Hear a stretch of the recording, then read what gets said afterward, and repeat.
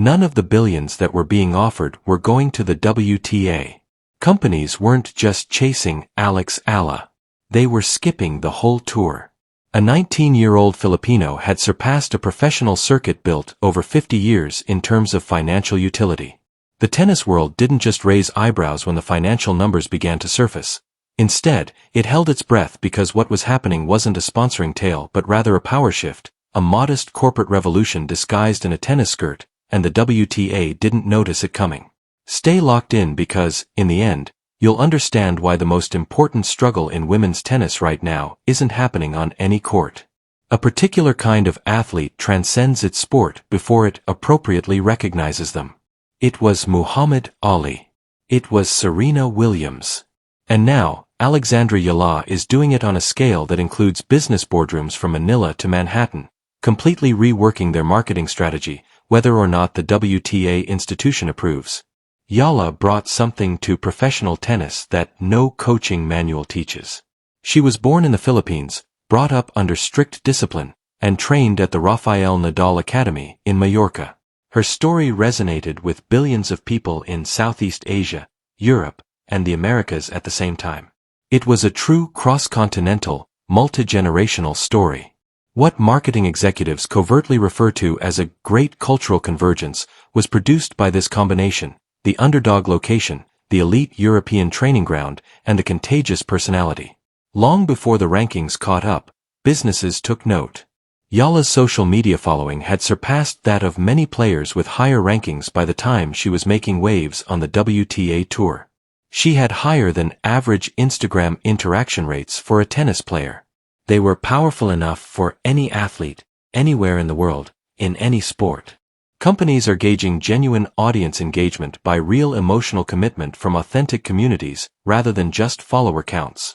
We are looking at statistics that prompted their analysts to verify the information twice. Sports companies, high-end watch manufacturers, tech giants, and telecom companies with sizable Southeast Asian customer bases. They were actively competing rather than just being interested. Discussions were progressing from exploratory discussions to significant financial pledges behind closed doors. Notably, these conversations were not taking place via WTA partnering channels. They were heading straight for Eala's attorney. This distinction is quite significant. The WTA operates using a traditional sports marketing framework. Income models built around the community, official tour alliances, and centralized sponsorships. Although it was designed for a different era, the model worked well for decades. Before, a single athlete can attract more online interest than the entire company's promotion of her. Eala stood for everything that the previous model had failed to take into consideration. A player whose unique brand gravity was completely removing sponsors from the tour's orbit. Just by appearing and engaging with people on a frequency that WTA's institutional voice was unable to match, not by disagreement or conflict. There were more and more murmurs in tennis circles. Brand partners began informing agents representing other players that budget allocations were being examined. Rejuvenation recommendations started to get more subdued responses from tournament sponsors. Women's tennis wasn't losing money. It was concentrating on a single, distinct point of cultural gravity. There was a name for that point. There was a backhand to that point that might disrupt conversations. And that was only the beginning. Pose this question to yourself. When was the last time a teenager forced billion-dollar companies to completely reconsider their approach to sports marketing? Because it was already there at that point. There is a technique for numbers to get out of rooms. They were never meant to leave. The figures pertaining to Alex Eala's individual sponsorship portfolio that were being discussed in private conversations weren't minor endorsement agreements. Professional tennis players outside of the top 10 typically get mid-tier settings like this. A player who is still rising in the rankings, was placed in commercial negotiations typically reserved for veteran Grand Slam champions due to a type of financial commitment that was revealed in secret term sheets in preliminary agreements. According to reports from the sports industry, each brand delivers comparable figures that, when combined throughout numerous partnerships, created a total portfolio value estimated in billions rather than millions when projected over multi-year commitments. According to reports, one of the top contenders was a telecom giant with significant market penetration in Southeast Asia. Numerous sportswear companies entered crucial discussions by interpreting the cultural imprint AIA controlled throughout a sizable and growing customer population. She was considered indispensable by tech companies looking for genuine ambassador voices in emerging areas.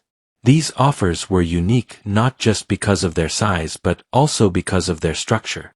Brands weren't contacting AIA's management to see about how she fit into the current frameworks for WTA neighboring partnerships. They were building entirely custom setups, creative collaborations, ownership stakes, sponsored content initiatives, and long-term ambassador infrastructures that viewed her as more than just an athletic endorser. In an interview with industry publications, a sports marketing analyst characterized the situation with startling candor. Brands had made the fundamental decision that going around the tour rather than through it was a more effective way to access the emotional connection AIA created with the audience.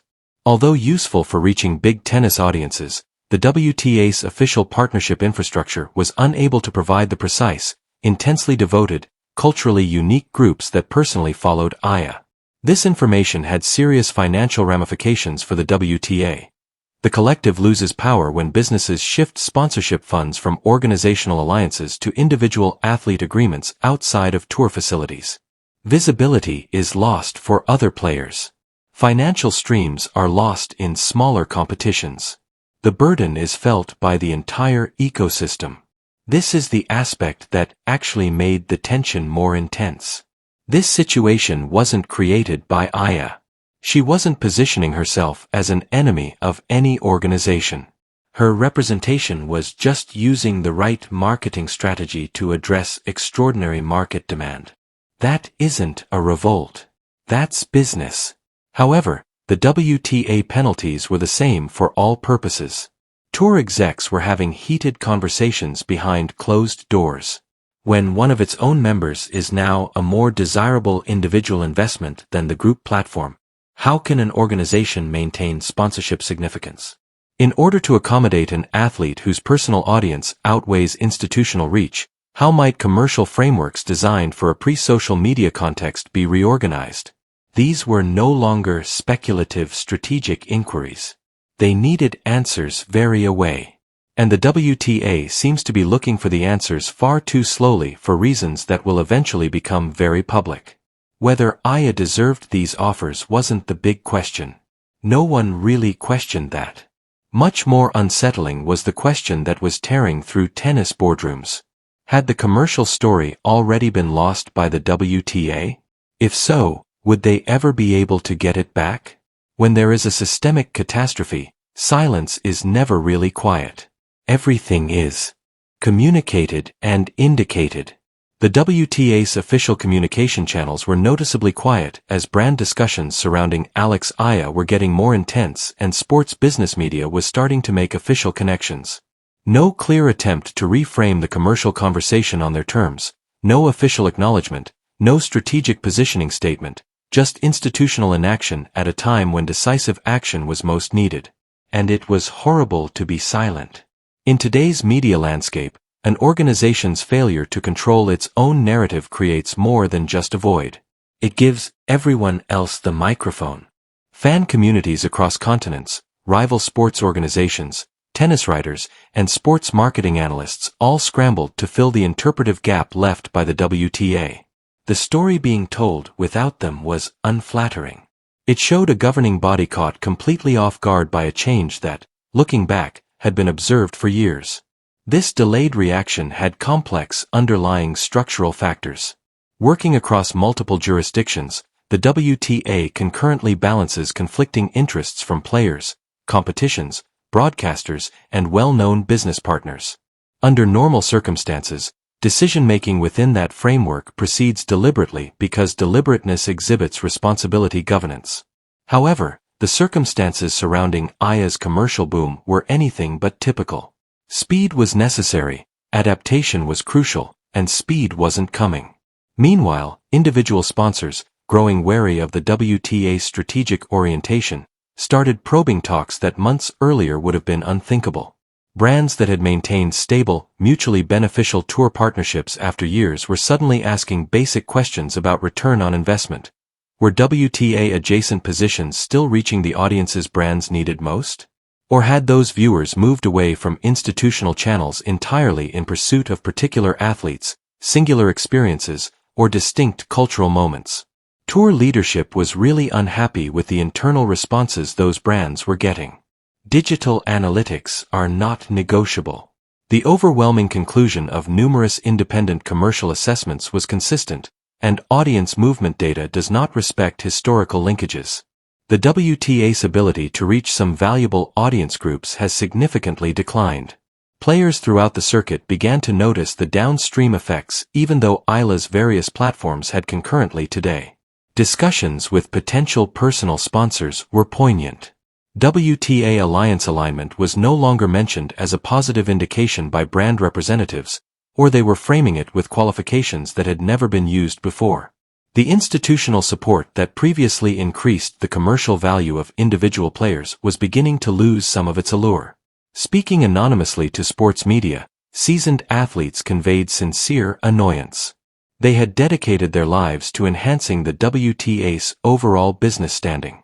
Many saw institutional quiet at a critical juncture as a serious leadership failure that may destroy years of teamwork. Officially, nothing has changed. The WTA's lack of communication wasn't just a PR blunder. It served as a warning to all of the corporate partners who are presently assessing their involvement with women's tennis that the organization lacked the awareness or the resolve to manage its own change. That signal held significant weight for sponsors used to working with forward-thinking, strategically articulate firms. There was a genuine cost associated with each day of institutional stillness, and the bill was mounting quickly. Corporations never use the word withdrawal when they start discreetly reorganizing their financial obligations. It's always softer. Changing investment priorities, portfolio reevaluation, and strategic reallocation. However, the meaning remains the same beneath the meticulous corporate jargon. The funds are flowing. Additionally, it began to move with frightening speed in women's tennis. The departures didn't make a big announcement. Institutional sponsorship erosion never works like that. It takes place through conversations about rejuvenation.